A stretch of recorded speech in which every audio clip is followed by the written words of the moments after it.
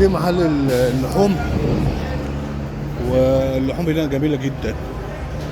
في بيتراوح من 29 و24. بس اللحوم عاملة زي الصبحة. تمام.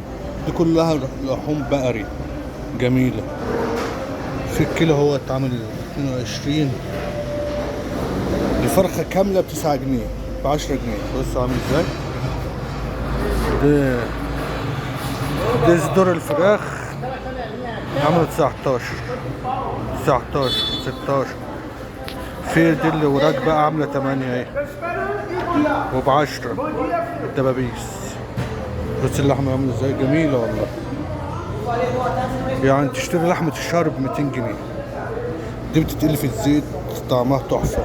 اشتريت منها 2 كيلو. لحد هنا اللحوم والفراخ. هنا بقى البوركو اللي هو الخنزير لحد الاخر دي كله بوركو، بيبقى ارخص بقى، ارخص. فهمت.